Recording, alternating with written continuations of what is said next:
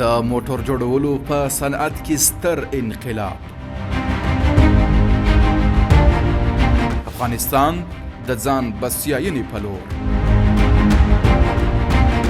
په افغانستان کې د لاریو د تولید لومړۍ کرښه پرانیستل.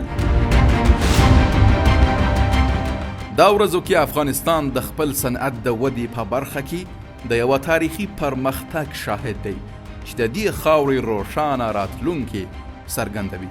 د اسلامي امارت ویاند ذبیح الله مجاهد د شنبې په ورځ د لیندۍ یا قوس په 20 نیټه اعلان وکړ چې د ملي پرمختیايي شرکت لخوا په افغانستان کې د لاریو موټرو د تولید لومړۍ کرښه پرانیستل شوه. دا اقدام نه یوازې د صنعتي پرمختګ سمبول دی بلکې په هیواد کې د اقتصادي ځان بسیاینې او کاري فرصتونو د رامنځته کولو په برخه کې یو مهم ګام هم بلل کیږي.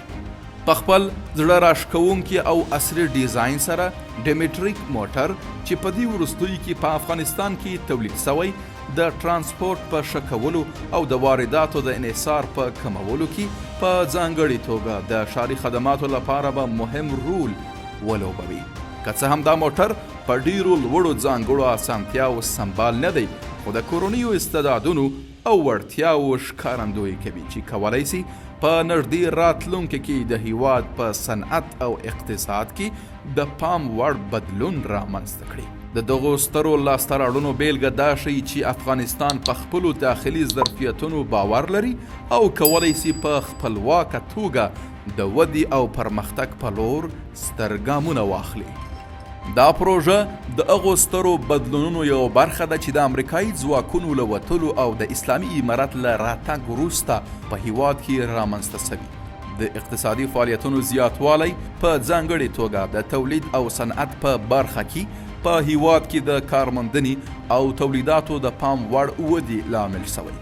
د لاریو د تولید کرښه پرانیستل یو له هغو مهمو پروژو څخه ده چې نه یوازې به په وارداتو تکیه کمه کړي بلکې د افغانستان خلکو ته به سلګونه کاري فرصتونه هم برابر کړي. دا کاري فرصتونه په ځانګړې توګه د ځوانانو او د شاوخوا سیمې کاري ځواک لپاره خورا مهم دي ځکه چې کولی شي په مستقیم ډول د بیکارۍ کچې په کمولو او د ناخالص ملي تولیداتو په زیاتوالي کې پوره اغیزه وکړي. ملي پرمختیايي شرکت د اسلامي امارت د اقتصادي ځواک په توګه مهمې پروژې پلي کوي چې په هیواد کې د اقتصادي او ټولنیزو اړیکو په ټینګښت کې د ملي صنایعو پراختیا او اقتصادي ځان بسیاینې باندې ټینګار کوي. د ښاغلي مجاهد په وینا د دغو هڅو پایلې به ډیر ژر څرګندې شي او د افغانستان خلک به د دغو پروژو له ثمراتو برخمن شي. دا تګلاره د هیواد په اقتصادي بهیر کې د جدي بدلون او په ډیرو برخو کې د ځان بسیاینې د بنسټیز کېدو په معنا ده. د دې صنعتي لاسته راوړنو یو مهم اړخ په داخلي نوښتونو او کورنیو اختراعاتو باندې ټینګار دی.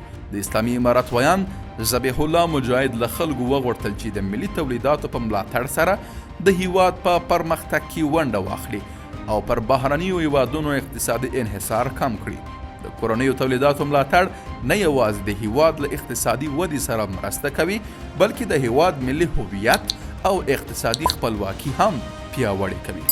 په افغانستان کې د لاریو د تولید کرښه پرانیستل نه یوازې یو صنعتي لاسته راوړنه ده بلکې د یوه خپلواک او باثباته راتلونکي د جوړولو لپاره د دې خاورې د خلکو هوډ هم څرګندوي.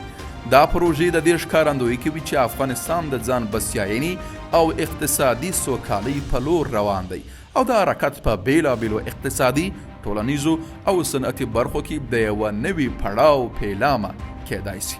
موږ هیله مند یو چې دا لوی ګام د افغانستان د رړخیز پرمختګ لپاره د روښانه او له فرصتونو ډک څخه پیل وي.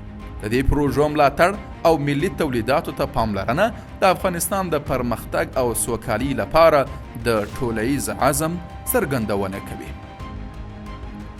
د دې ویډیو د لیدو څخه مننه کوم. که تاسو دا ویډیو خوښه کړې نو ډاډ ترلاسه کړئ چې د سبسکرایب ټڼې کېکاږئ ترڅو تاسې نور په زړه پورې ویډیوګانې هم د لاسه ورنه کړئ. موږ په راتلونکو ویډیوګانو کې ستاسو لیدو ته سترګې په لاره یو.